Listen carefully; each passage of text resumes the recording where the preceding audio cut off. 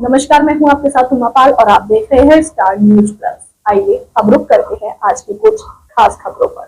तब तक आप बने रहिए मेरे साथ स्टार न्यूज प्लस पर। धन्यवाद।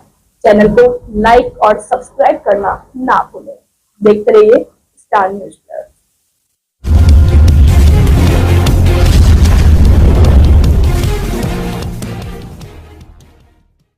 भारत रक्षा मंच हरिद्वार के तत्वाधान में आयोजित गुरु तेग बहादुर बलिदान दिवस आयोजित समारोह में मुख्य अतिथि संजय प्रांत प्रचारक मुख्य राष्ट्रीय स्वयंसेवक संघ ने शिरकत की। इस अवसर पर विशिष्ट अतिथि आशीष वाजपेयी, प्रांत संगठन मंत्री भारत रक्षा मंच विपुल गुप्ता, भाजपा कार्यकर्ता महिला प्रकोष्ठ जिला हरिद्वार रश्मि चौधरी, रीता शर्मा, हाकम सिंह आर्य, श्रद्धा शर्मा, मोनू, प्रियंका, सुरेंद्र, कुलदीप, ध्रुव, पुलकित, कार्यक्रम अध्यक्ष डॉक्टर मधुराग सक्सेना, पूर्व प्राचार्य आदि उपस्थित रहे। समारोह में गुरु तेग बहादुर जी के बलिदान को याद किया गया और उनके आदर्शों को अपनाने का भी संकल्प लिया गया। गुरु तेग बहादुर जी का बलिदान मानवता और धर्म की रक्षा के लिए एक प्रेरणा स्रोत है। स्टार न्यूज प्लस के लिए उत्तराखंड के रुड़की से डायरेक्टर पूजा रानी की रिपोर्ट।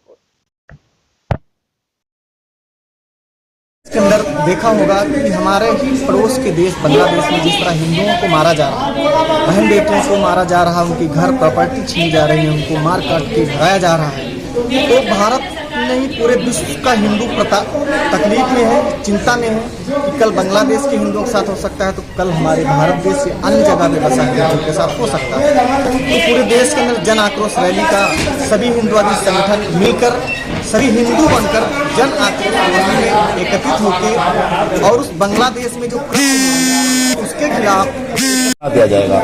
इस विषय को उठाने के लिए क्या मात्र बलिदान दिवस की रही है, उन्होंने अपने बच्चों तक को भी मतलब आज़ादी में लगा दिया है और आज उनके समर्पण होने का दिवस है, तो इसलिए आज हम सभी लोगों ने उन्हें एक श्रद्धांजलि रूप में गुरु तेग बहादुर दिवस मनाया है।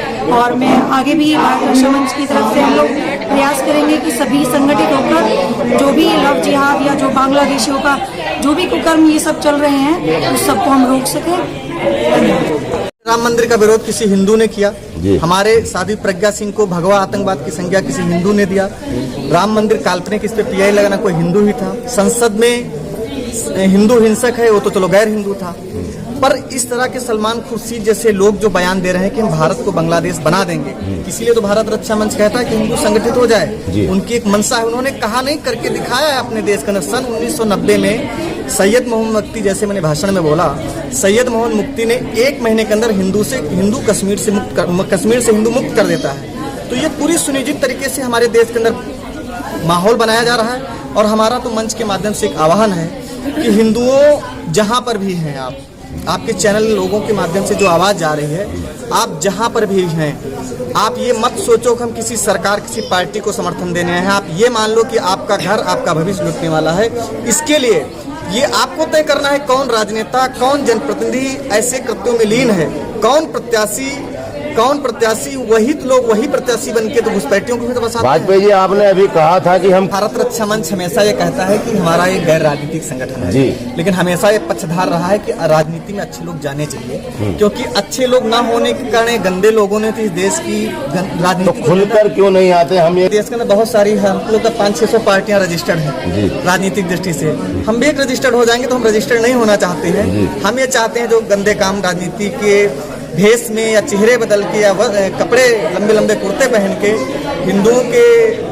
हिंदू समाज के अस्तित्व से खिलवाड़ कर रहे हैं। ये जो बांग्लादेशी घुसपैठी आ रहे हैं, ये भी कोई हिंदूवादी जनप्रतिनिधि हो सकते हैं। तभी तो हम कहते हैं संगठित होकर एक होकर ऐसे जनप्रतिनिधियों के खिलाफ आप रोड पे आए। हिंदू अगर बच सकता है तो केवल सड़क पर आकर ऐसे जनप्रतिनिधियों, चाहे पार्षद हो, चाहे विधायक हो, चाहे सांसद हो, उनके खिलाफ आवाज उठाइए। आप अगर संगठित होकर रोड पे आएंगे तो आप बच सकते हैं, अदरवाइज कोई रास्ता नहीं। ठीक है। आशीष वाजपेयी जी जो हमारे महामंत्री हैं, उन्होंने कंप्लीट बता ही दिया है।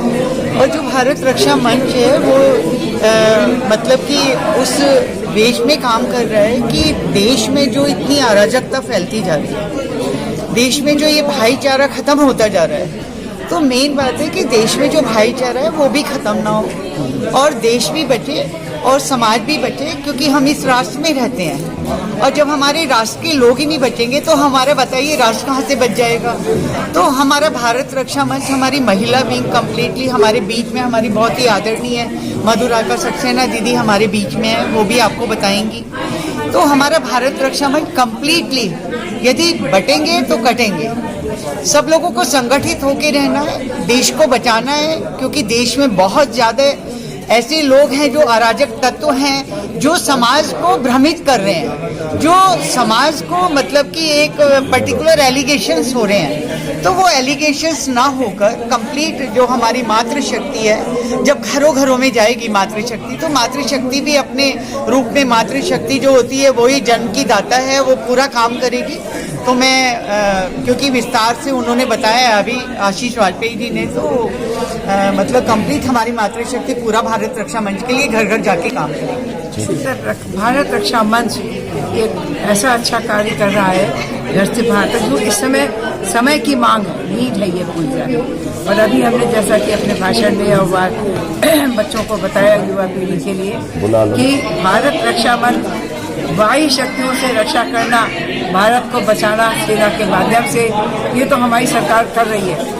लेकिन असली रूप में जब हमें भारत को बचाना है आज की परिस्थिति में, वो हम महिलाएं कर सकती हैं, घर में कर सकती हैं। सबसे पहला काम जो है, हमारी बहू बेटियों को हमने अपने भाषण में बताया कि किस तरह से कैसे क्या कार्य करना है। किसी भी देश की संस्कृति को नष्ट करना है, देश को नष्ट करना है, तो उसकी संस्कृति को नष्ट करनी है। और संस्कृति की सबसे अधिक वाहक हमारी बहू और बेटियां होती हैं। बहुत विस्तार उनका कैसे, जहाँ पर दिल्ली में आकर गुरुद्वारा है वहाँ पर उनका शीश